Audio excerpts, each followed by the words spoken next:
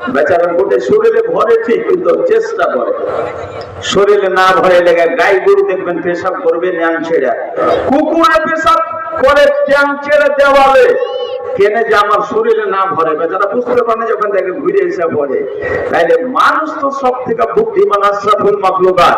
যদি ইয়ার শরীর আর ওয়ার শরীরে পার্থক্য না থাকে, তাহলে আল্লাহ বলছেন উলাইকা কালানাম, এরা পশুর থেকেও খারাপ। ঠিক না বেঠিক বলেছে? কথা বলেন। তাহলে বুঝে গেল যে পেশাব থেকে বাঁচতে হবে। সকাল থেকে সন্ধ্যা পড়লো, শরীরে আপনার সেন্ট আসতে পারে, কিন্তু আপনার লুঙ্গি খানা চিপড়ে 150 গ্রাম করে পেশাব সন্ধ্যাবেলায় বের হবে। জি, রাসূল বলছেন এটাই আযাব তাকে কবরের মধ্যে হচ্ছে। নম্বরে 2 নম্বরে আসেন, রাসূলুল্লাহ সাল্লাল্লাহু আলাইহি সাল্লাম বলছেন দ্বিতীয় কবরে যে লোকটাকে আযাব হচ্ছে তার গুনাহ হলো কি? সে লোকটা ছিল চুগলখোর। চুগলখোরের মানে এই কথা ভাগ্যে লাগাবে, চাচতো ভাইয়ের কথা মামাতে ভাগ্যে লাগাবে, এক মরলের কথা ওই মরলকে লাগাবে, আপসে বিবাদ বিসম্বাদ ঝগড়া কাজিয়া করিয়ে দিবে, আল্লা মানফিক করিয়ে দিবে, থানায় কেসাকেসি করিয়ে দিবে। এটা হলো দালাল লোক, এটা হলো চিটার লোক। নামাজ পড়েছে ঠিক, রোজা রেখেছে ঠিক, দিনের কাজ করেছে, কিন্তু চিটারি ছাড়তে পারেনি, দালালি ছাড়তে পারেনি, চুগলখড়ি ছাড়তে পারেনি, যার কারণে আল্লাহ পাক তাকে কবরের মধ্যে আযাব দিতে আছে। তাহলে কবরে আযাব বলবেন মাওলানা যারা, মুহাদ্দিস যারা, ভালো মানুষ যারা, তো ওদের কবরে আযাব হইবে না হবে না? ভালো করে বুঝেন কথা। আমি যতটুকু কথা বলবো দলিল দিয়ে কথা বলবো। আলিফ লাইলার কাহিনী নুরুল ইসলাম খুনি বলে না, ফুগলার গীত গাহে না, ভোজপুরি গান গাহে না। যদি আমি গাজালো গাহি তাহলে কোরআন হাদিস মতে বলবো, ওর মধ্যে জ্ঞান আছে। জি, তো হযরতে সাদ বিন মুআয হাদিস, হযরতে সাদ বিন মুআয এটা হচ্ছে নবীর সাহাবী ছাত্র। এই সাহাবীটা কত ভালো ছিল, সাদ বিন মুআয, ভালো করে মনে রাখেন। সাদ বিন মুআয কত ভালো সাহাবী, নওজোয়ান যারা ইয়মান, সুন্দর ছেলে, রূপ চেহারা ভালো, তাহাজ্জুদ পড়া মানুষ, আল্লাহওয়ালা মানুষ, জিহাদে গেছে রাসূলের সাথে মাসাফা, কোরআন মাজিদের তেলাওয়াত করেছে, সকাল সন্ধ্যা নামাজ পড়েছে। বন্ধুরা আমার, ওই লোকটা যখন মারা গেল সাদ বিন মুআয, আজ এলাকায় জানাজার এলান করা হয়। সাদ বিন মুআযের জন্য সারা দেশে খবর দেওয়া হলো, সাদ বিন মুআয আল্লাহওয়ালা পরেজগার লোক, দিনদার, নবীর সাহাবী মারা গেছে। সারা দেশের লোক ছুটে আসলো বন্ধুরে। তাহলে একটা জানাজা যদি মানুষ পড়ে কতটা কিভাবে? হাদিস বুখারী, রাসূলুল্লাহ সাল্লাল্লাহু আলাইহি সাল্লাম বলেন একটা লোক যদি জানাজা পড়তে যায় আর শুধু জানাজার নামাজটা পড়ে আসে, তাহলে একটা উহুদ পাহাড়ের সমান নেকি পেয়ে যাবে। আর যদি তাকে দফন করতে যায় আর তার কবরে মাটি দেয়, তাহলে ওই লোকটা 2টা উহুদ পাহাড়ের সমান নেকি পেয়ে যাবে। এবার কবরে যাওয়ার পরে কিছুগুলা মানুষ মাটি দেওয়ার সময় দোয়া পড়ে, ভালো করে শুনে। কি দোয়া পড়ে? মিনহা খালাকনাকুম ওয়া ফিহা নুঈদুকুম। এটা হচ্ছে কোরআনের আয়াত। কোন হাদিসে প্রমাণ নাই যে এটা মাটি দেওয়ার দোয়া। ভালো করে বুঝেন। তাহলে মাটি দিলে এটা পড়তে হবে না, বিসমিল্লাহ যথেষ্ট আছে। আপনাকে দোয়া মুখস্থ করতে হবে না, শুধু বিসমিল্লাহ পড়ে মাটিটা দিলেই যথেষ্ট হয়ে যাবে। তাহলে জানা যায় শরীক হলো 10 লোকেরা, সাথে সাথে আসমানের দরওয়াজা খুলে গেল, জান্নাতের গেট খুলে গেল। শুধু তাই হলো না, নবীজি বলছেন আকাশ থেকে 70,000 ফেরেশতা হযরত সাদ বিন মুআযের জানাজায় উপস্থিত হয়েছিল। একবার সুবহানাল্লাহ বলবেন না? সুবহানাল্লাহ বলবেন না? একটা মানুষের জানাজাতে ফেরেশতা হাজির। জানাজাতে মানুষের জানাজায় মানুষ যায় না, আর সাহাবীর জানাজাতে আল্লাহর ফেরেশতা ৭৭,০০০ উপস্থিত হয়েছিল। বন্ধুরে আমার, আকাশ মণ্ডলী কেঁদেছিল। ওই সাহাবার জানাজা হয়ে গেল। জানাজা হয়ে যাওয়ার পরে তাকে কবরস্থানে নিয়ে যাওয়া হলো, তাকে কবরে রাখা হলো। আর যেমনি কবরে রাখা হলো, দুদিক থেকে মাটিটাকে চাপতে আরম্ভ করলো। সুবহানাল্লাহ! এত দিনদার সাহাবী, এত পরহেজগার সাহাবে, বলে আল্লাহওয়ালা সাহাবে, কবরের এই দিকের মাটি চাপছে, হাড্ডিটা করে ভাঙছে, ওদিকে চলে যাচ্ছে, ওদিককার মাটি ভাঙছে, এদিকে চলে যাচ্ছে। কষ্ট সীমানায়। বন্ধুরে আমার, এমন সাহাবীর যদি কবরের মাটিটাকে চাপন দেয়, মাটিতে দাবে, তাহলে আপনার আমার মতো সাধারণ মানুষকে কবরের মাটি চাপবে না, চাপবে না। বেনামাজি লাশ কবরেতে রাখবে দেখা, মাটির চাপে পাঁজরের হাড় ভাঙবে রে তখন, মাটির চাপে পাঁজরের হাড় ভাঙবে রে তখন।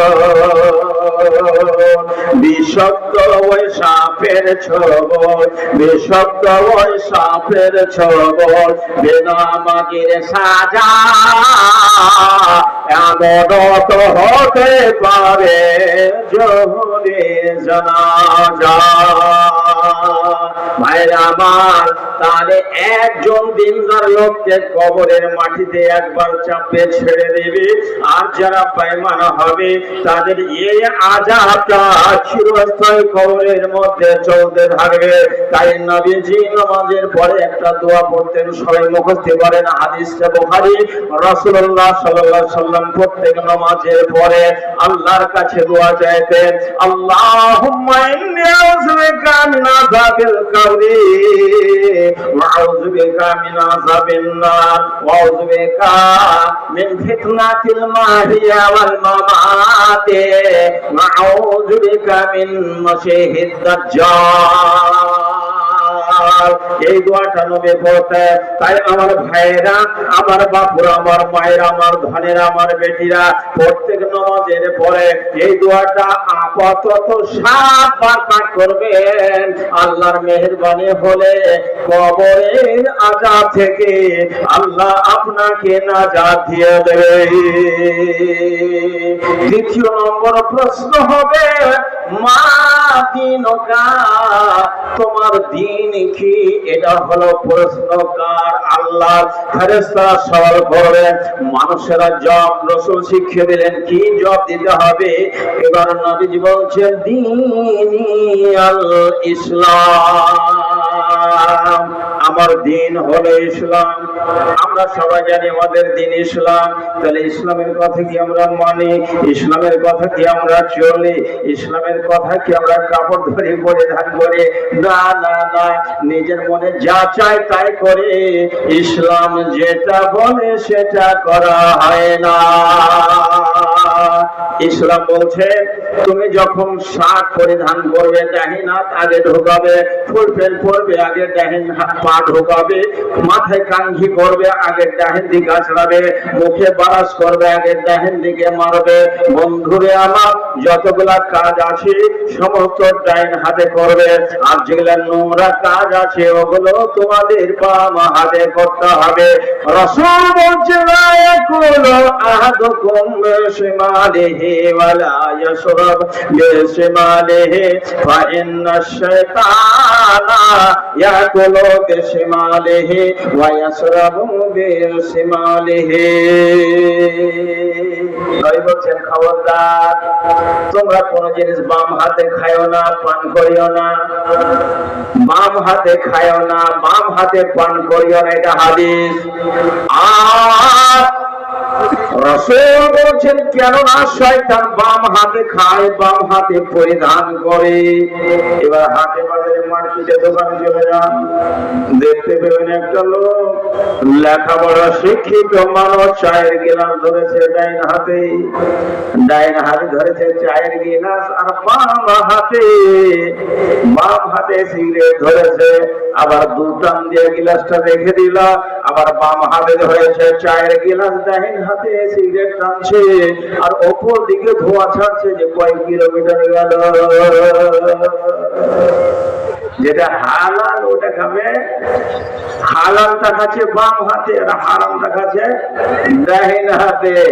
ডাইন হাতে খাওয়া যাবে না। মসজিদে রাসূল বলছেন মসজিদে যখন ঢুকবে তো প্রথম পা আগে ঢুকাবে ডাইন পা, পায়খানার ঘরে যখন ঢুকবে তখন আগে ঢুকাবে বাঁ পা। এটাই হলো শরীয়ত, এটাই হলো নবীর নিয়ম, এটাই হলো দ্বীন ইসলামের জাত, এটা হলো দ্বীন ইসলামের নিয়ম।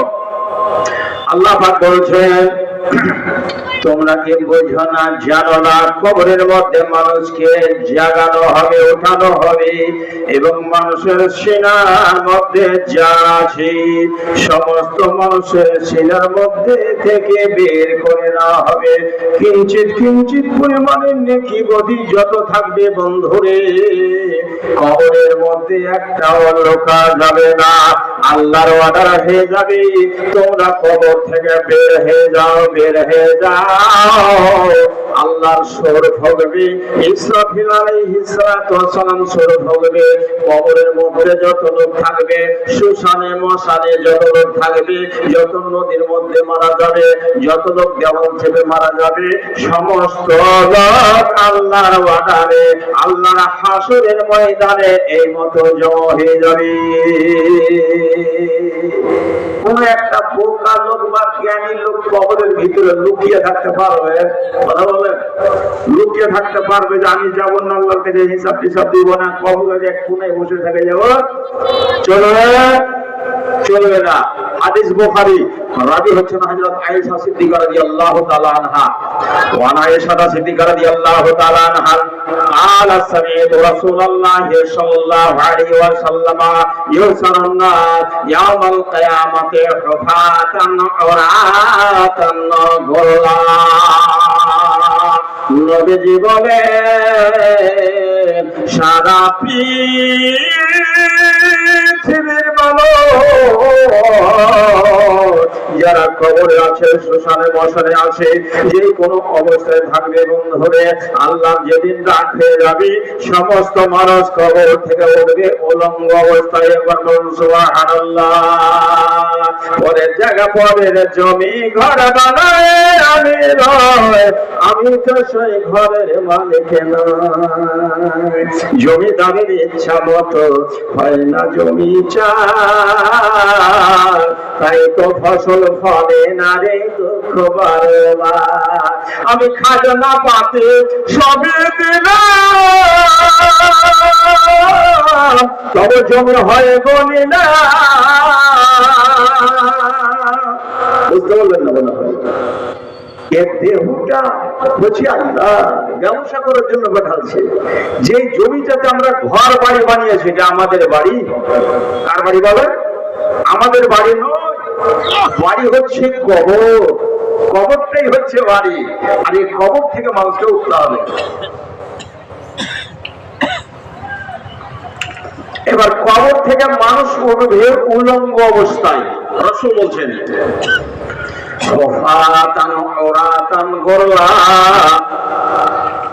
বেটা ছেলে বেটি ছেলে সমস্ত নাঙ্গা হয়ে থাকবে, তাদের পায়ে জুতা চাপ্পাল থাকবে না, শরীরে শাড়ি থাকবে না, ব্লাউজ থাকবে না, শার্ট থাকবে না, ফুল প্যান্ট থাকবে না, এমনকি মানুষের মুসলমানিও দেওয়া থাকবে না। যেমন মায়ের পেট থেকে শিশুরা জন্মগ্রহণ করে ঠিক ওই মতো মানুষের লিঙ্গ কারা থাকবে না। আল্লাহর হাসরের ময়দানে জমা হয়ে যাবে। মায়ের সাথে জিজ্ঞাসা করছেন ইয়া রাসূলুল্লাহ, আর জানো والنساء جميعا ينظر بعضهم إلى بعض মায়েশা বলছেন হুজুর দুনিয়াতে কোন সভা জলসা সমিতি যদি হয় তাহলে পুরুষের প্যান্ডেল ভিন্ন হয় আর মহিলার প্যান্ডেল ভিন্ন হয় হাসরের ময়দানে সমস্ত লোক একই জায়গায় হবে না আলাদা আলাদা থাকবে রাসূল বলছেন পৃথিবীর ছোট বড় কালো ধলো নারী পুরুষ যত এসেছে আর আসবে সমস্ত নারী পুরুষ উলঙ্গ অবস্থায় হাসরের ময়দানে একই জায়গায় জমা হয়ে থাকবে মায়েশা বলছেন হুজুর তাহলে এক অপরের ইজ্জত দেখবে কত লজ্জার কথা হবে নবী গো এরকম লজ্জা কি করে সহ্য হবে আল্লাহ রাসূল বলছেন ক্বালা আয়েশা আল আমরু আহাম্মু মিন আইয়ান জুরা বাজহুম ইলা বাজ যত তুমি সাধারণ ভেবেছো অত সাধারণ নয় একজন সুন্দর মহিলা সুন্দর রমণী তোমার সামনে উলঙ্গ হয়ে দাঁড়িয়ে থাকবে আর তার শরীর জ্বলবে আলোকিত হয়ে থাকবে একজন যুবক তার দিকে একবার নজর উঠিয়ে দেখবে এরকম সুযোগ জীবনে পাবে না মায়েশা বলছিল হুজুর আপনার সাথে আমার সাথে এতটা মহব্বত আর প্রেম ভালোবাসা আছে কাল কিয়ামতের কঠিন দিনে এই ভালোবাসা আপনার সাথে আমার সাথে থাকবে না বলবেন মাওলানা কতটা ভালোবাসা কতটা প্রিয় রাসূলের ছেলের সঙ্গে ছিল মায়েশার সঙ্গে আল্লাহ রাসূল একই প্লেটে একই থালিতে খেতে বসেছেন কয়েক ঘন্টা মাংস আছে মাংস একবার রাসূল খাচ্ছে একবার মা আয়েশা খাচ্ছে এই খেতে খেতে মাংস শেষ হয়ে গেছে মাত্র একখানা হাড্ডি বেঁচে আছে ওই হাড্ডি খানা রাসূল একবার কামড় দিলেন আর কামড় দিয়ে কিছু মাংস ছুটিয়ে আবার প্লেটে রাখলেন এবার মায়েশা ওই প্লেট থেকে ওই হাড্ডি খানা উঠিয়ে আবার কামড় মারলেন আবার প্লেটে রাখলেন এই করতে করতে আমার নবী দয়ার সাগর সম্পূর্ণ হাড্ডি খানা মুখে ভরে চিবিয়ে তসতস করে দিয়েছে এবার ফেলতে যাবেন মায়েশা চট করে হাত ধরে নিলেন ইয়া রাসূলুল্লাহ এই হাড্ডি খানা ফেলবেন না আমাকে একবার দেন আমি একবার চেবিয়ে খাবো নবী বললেন এর মধ্যে মাংস নাই এর মধ্যে মগজ নাই এর মধ্যে টেস্ট নাই এর মধ্যে কিছু নাই ফেলার উপযুক্ত হয়ে গেছে মায়েশা বলছেন হুজুর এর মধ্যে আপনার মুখের থোকগুলো লেগে আছে শুধু মুখের থোক গায়ে একবার চিবিয়ে খাবো তাতে আমার ভিতরে আনন্দ আসবে তৃপ্তি আসবে ওরে আমার ভাইরা চাচারা আমার নবযুবক বন্ধুরা আপনার ভালোবাসা নারী আপনার ভালোবাসা স্ত্রী যতই দামের শাড়ি আর বেরো চপ্পল এনেছেন জাকির সোহেল দিয়েছেন ভালো করে একদম চেক করবেন একটি ভাত বেশি করে নেবেন ওতে মাংস দিবেন মাছ দিবেন ডাল দিবেন ভালো করে ঘেটে ঘুটে অর্ধেকটা খাবেন অর্ধেকটা ছেড়ে দেবেন বলবেন যা ভূমিশের মাকে দে এবার আপনার স্ত্রীর লাখটা ফুল হবে আর বলবে ঢ্যাপা যৎকার পড়বে না আপনার নাম বিগড়ে বলবে মোচা বলবে ট্যাপা বলবে পুরুষকে বিয়া তুমি যা কুকুরকে দিয়ে দেবে খাবে না স্ত্রী কতই ভালোবাসা তো চেক করে দেখবেন আরে 100-এর মধ্যে 10টা খাবে 90টাই খাবে না কেন খাবে না রসুলের মুখ দিয়ে সুগন্ধ আসত রসুল থুক ফেললে সাহাবারা টাচ করার চেষ্টা করতেন আর আপনার মধ্যে যে মধুরা আছে জি 5000 আর রাজনীগন্ধার পুরিয়া এদিকে একটা বতকের মতন গালকে ঠেকা করে দিয়েছে কথা বলছে আসসালামু আলাইকুম ছুবে বোঝাছে সালাম দিতে পারবে কবরে জেলে তোর মুখটাকে ছুঁড়ে দিবে কতদিন রাজনীতি না খাবে এই মুখ দিয়ে আল্লাহর জিকির আজকার নাই এই মুখ দিয়া রাসূলের সাথে কোনো সম্পর্ক নাই ওই বলতে পারবে দ্বীনি আল ইসলাম আর মুখ দিয়ে বাইরে হবে কথা বলেন ওর মুখ দিয়ে বাইরে হবে যার জীবনে বের হয়নি মরার পরে মুখ দিয়ে বাহির হবে না খবরে বলতে পারবে না বলবেন সহজ কথা জি না বলবে ওরা যারা মেনেছে আর বলতে পারবে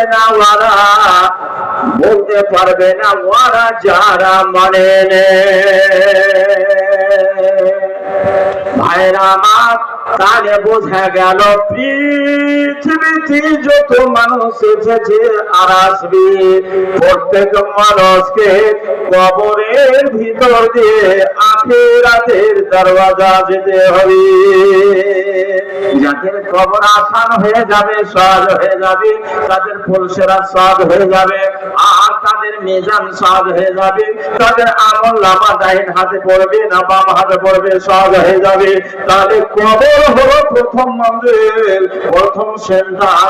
বন্ধুরে আমার, সারা দুনিয়াতে যত মানুষ এসেছে সমস্ত মারা গেছে আর মরবে।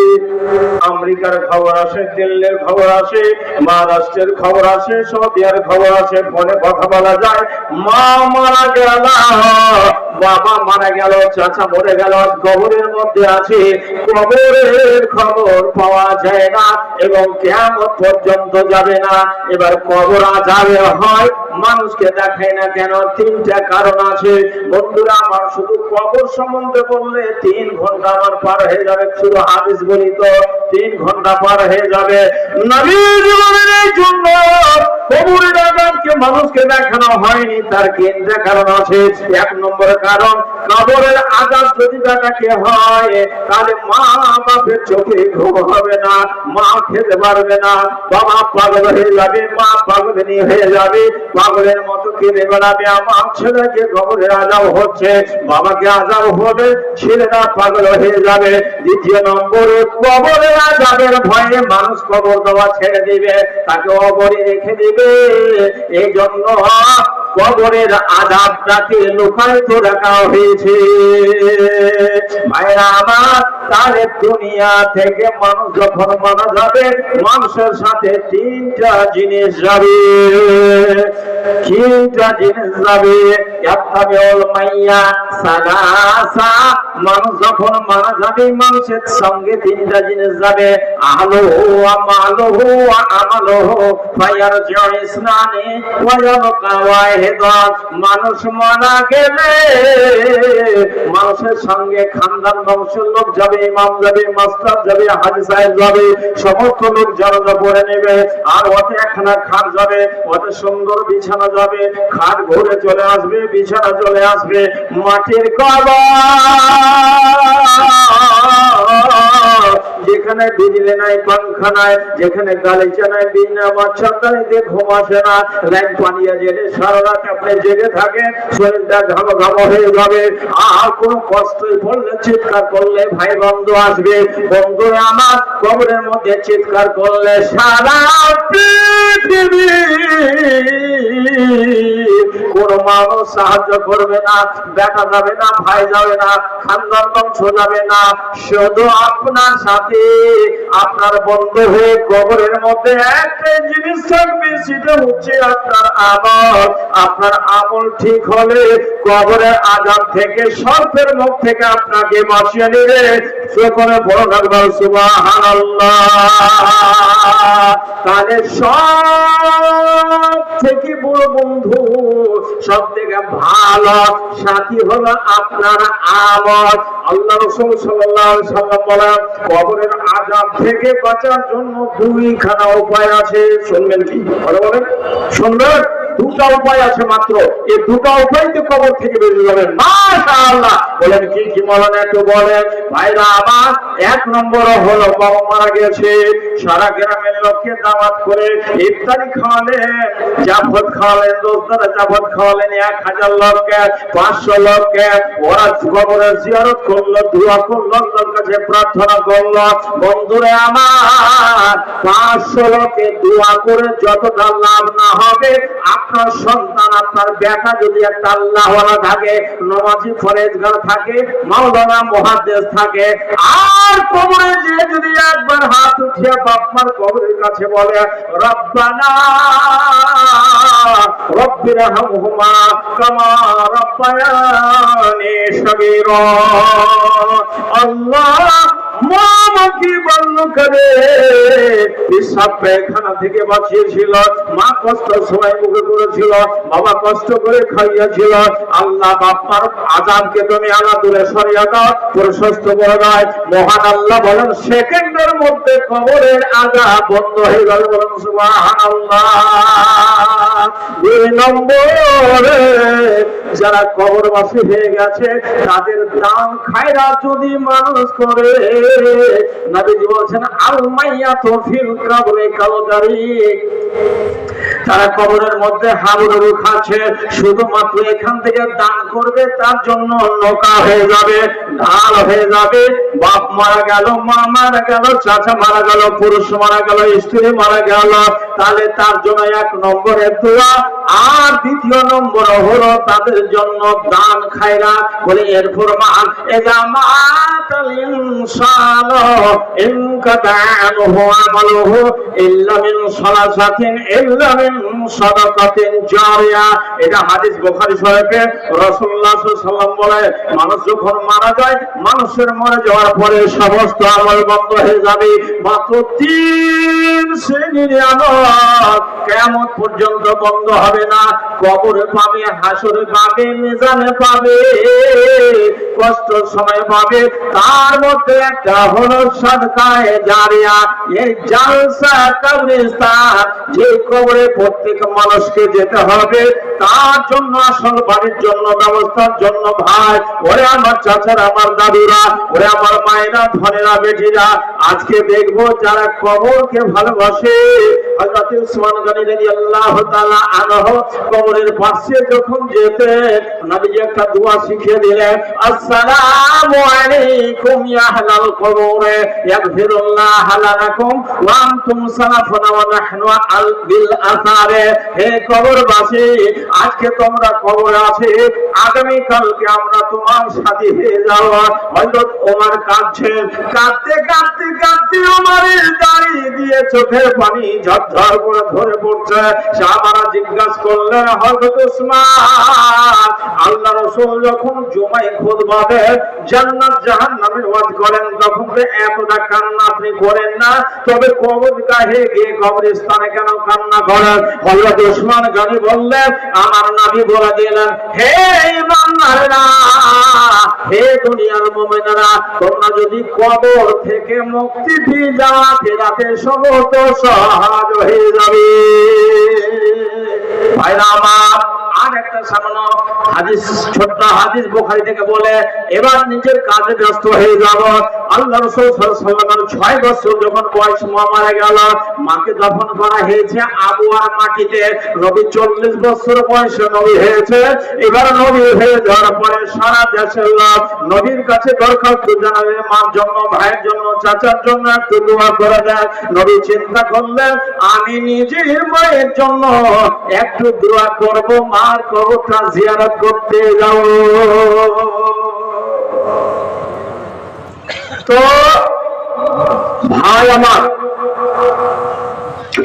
এই কবরের জন্য জলসা যতগুলা ভাই আমার এসেছেন, এখানে গ্রাম নাই, এটা গ্রাম নয়, ফাঁকা জায়গা, মাঠান জায়গা। তবে আমাদের আপনাদের এনারা হচ্ছেন ভাই। বহু কষ্ট মুসিবত করে বাবলুনা গ্রাম এলাকার মধ্যে সব থেকে বড় গ্রাম ছিল, আজকে নিপাত হয়ে গেছে নদীতে। তারা দাঁড়ের ফকির ভিখারি হয়ে গেছে।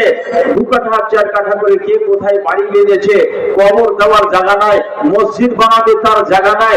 যেই জন্য ভাই আমার এই কবরস্থানের জলসা এলাকার লোককে দাওয়াত করেছেন যে আমরা কি যেন ব্যবস্থা করতে পারি।